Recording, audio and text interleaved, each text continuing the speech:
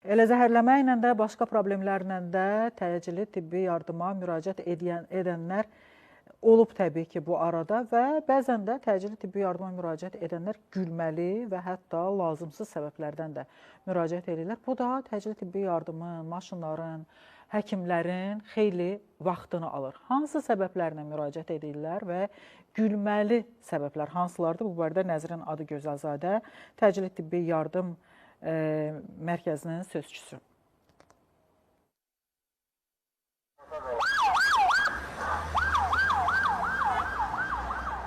Bəzən bir nəfər başı ağrıdığı üçün təcili yardım çağırır. Bəzən isə sadəcə tək olduğuna görə. Təcili yardımın isə təcili olduğu unudulur. Həkimlər xəstələrlə yanaşı belə qəribə səbəblərlə də mübarizə aparmalı olurlar.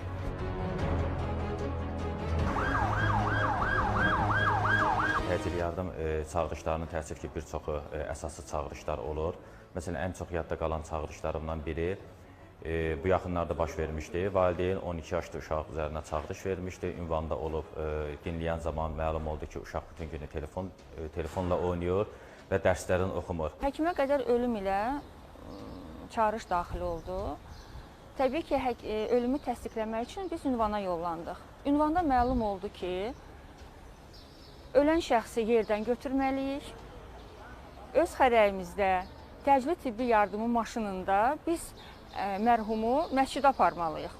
Ünvanı bəzən dəqiq deməyəndə biz araşdırmaq üçün zəng eləyirik adresə, xəstənin ünvanına ki, ünvanı dəqiq bizə deyin və bu zaman belə bir problemlə qarşılaşır. Bəzən qapını açmırlar, bəzən də telefonu götürüb siz bizə ehtiyac yoxdur təcili yardıma. Ailə daxili mübahisələrdir, xüsusən də gəlin qaynana mübahisələridir. Məsələn, ünvana daxil olduq, ilk müayinə zamanı baxdıq ki, pasiyentdə heç bir şey yoxdur, sadəcə sözlü mübahisə olub. Əvvəlcə qaynana çağırış verir, ailə daxili mübahisədir, üstündən 10 dəqiqədə keçmiş, sonra təzədən bir də gəlin çağırış verir.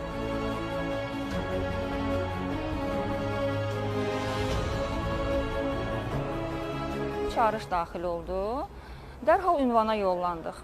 Ünvanda məlum oldu ki, demək, bir xəstədir, təxminən 110-115 çəkili bir xanımdır. Hər iki ayağının diz oynağının artrozundan xanım əziyyət çəkir. Bizi də çağırıblar ki, biz bunu yataq otağından sanitar qovşağa aparaq. Təbii ki, bu bizim səlahiyyətimizdə deyil, bu bizim işimiz deyil. Yaşlı pasiyentlərimiz olur, nevrozlarımız olur, panik ataklarımız olur. Onlar təcili tibbi yardım bəzən çağırırlar, sadəcə söhbət etməyimizi bizdən xahiş edirlər. Söhbət zamanı onlar özün psixoloji rahat hiss edirlər, həkim görəndə özlərini rahat hiss elədiklərini bildirirlər.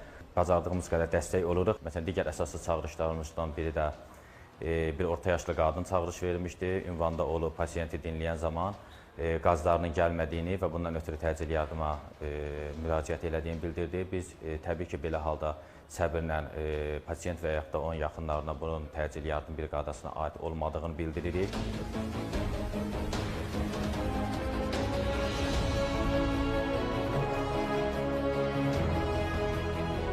Əsassız çağırışlar daha çox gündüz saatlarında olur. Parklara, ictimai yerlərə əsassız çağırışlar daha çox olur, nəinki ünvanlara. Ünvanlara daha çox bizə müayinəçilik törədir xroniki xəstələr, hansılar ki, bəzən təzyiq ölçmək üçün çağırırlar, bəzən termometrləri sınıb, elə düşünürlər ki, evladlarının temperaturu var, təcili tibbi yardım gəlib onların temperaturunu ölçsün və yaxud qlükometrlərində testləri bitib, təcili tibbi yardım gəlib onların şəkərlərini ölçsün. Yeməkdən öncə bir çağırırlar, yeməkdən sonra bir çağırırlar. Belə çağırışlar zamanı bir briqadanın stansiyadan çıxıb yenidən ünvana daxil olub stansiyaya qayıtmağı 25-30 dəqiqə vaxt aparır və bu da həqiqi təcili tibbi yardıma ehtiyac olan vətəndaşların çağırışlarını gecikmələrimizə səbəb olur.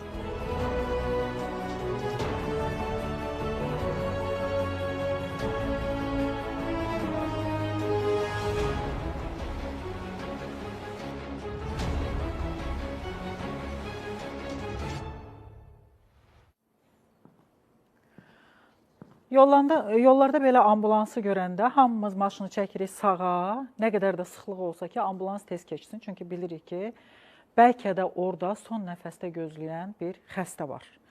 hörmət eləyirik, mədəni oluruq yavaş-yavaş, hamımız bu mədəniyyəti mənimsəyirik. İndi könül istər ki, başqa bir mədəniyyəti də mənimsəyək ki, qardaş, sənin qızdırmanı ölçmək üçün, sənin şəkərini ölçmək üçün, sənə iynə vurmaq üçün təcili tibbi yardımı çağırmamalısan. Nə olsun ki, təcili tibbi yardımı çağırmaq ödənişsizdir ölkədə, icbari tibbi sığorta var. İndi icbari tibbi sığorta götürüb hər çağırışı 5 manat eləsə, görüm kimsə çağıracaq belə və yaxud da ki, çağıranda boş çağırış olanda cərimə eləsələr, görüm kimsə çağıracaq. Necə çağırmaq olar ki, mənim uşağım evdə dərs eləmir, sizi çağırmışım. Aa, nö. Bax, həkim gələr sənə iynə vurar. Və yaxud da ki, bir xanımı otaqdan ayaq yoluna aparmaq üçün, 150 kiloluq bir xanımı aparmaq üçün. Bu həkimlər hamıdan çox oxuyur. 6 il universitetdir, ondan sonra rezidentura var, nə bilim, nə var da var. Bu insanlar dayanmadan oxuyur. Və bu insanlar ən ağıllı, ən intellektual səviyyələri yüksək olan, ən peşəkar insanlardır. Biz xatırlayırıq axı, bu yaxınlarda pandemiya olanda bizim həyatımızın qayğısına kim qalırdı, bizi kim xilas eləyirdi? Həmin bu həkimlərdir də, biz indi onlara niyə əziyyət veririk? Biz onları niyə, əstəğfurullah, onlardan İraq qul kimi qabağımızda işlədirik? Belə şey olmaz axı.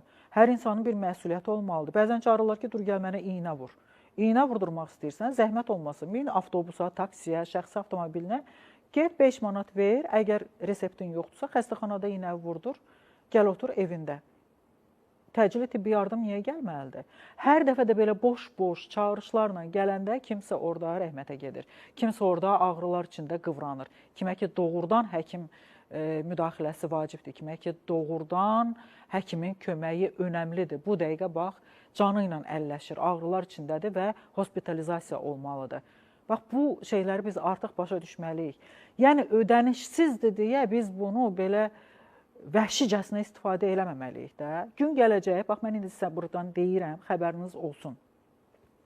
Heç nəyi bilmirəm, heç kim mənə heç nə deməyib. Amma gedişat ona gedir ki, 5 il, 10 il, 15 il, 20 il ödənişli olacaq bu çağırışlar. Bu çağırışların hamısı ödənişli olacaq. Çünki o insanlar heç kimin qapısında əli qolu bağlı qul deyil. Bunlar illərlə oxuyub təhsil almaq üçün. Bu bizim bədənimizi öyrənmək üçün illərlə oxuyublar. Biz niyə həkimə hörmət eləmirik ki? Vacib olanda çağıraq. Başqasının həyatının ortasına girməyək. Geçsin, həkim ona kömək eləsin də. Olmaz axı belə. Bir də bir məsələ var bununla bağlı demək istəyirəm. Bir çox hallarda deyirlər ki, həkimlərin özü belə deyirlər ki, bəli, avtomobillərimizdə də biraz çatışmazlıq var, amma bu da yavaş-yavaş aradan qaldırılır. Elə hey görürük ki, bir partiya alındı, gətirildi. Amma 1 milyon təcili tibbi yardım maşını alınsa da, qapıda gözləsə də, iynə vurdurmaq üçün, nə bilim, qanı yoxlamaq üçün, bir otaqdan o bir otağa keçirtmək üçün, qaynana gəlin dava eləyəndə çağırırsa, bunların heç birini, heç bir avtomobil sayı ödəməyəcək. Həkim sayı da ödəməyəcək. Biraz sayğılı olaq bir-birimizə, biraz mədəni olaq və şuurlu olaq. Şuursuzcasına nəsə oldu, elə qaçım ora nəsə zəng vurum. Ödənişli olanda hamının ağlı başına gələcək.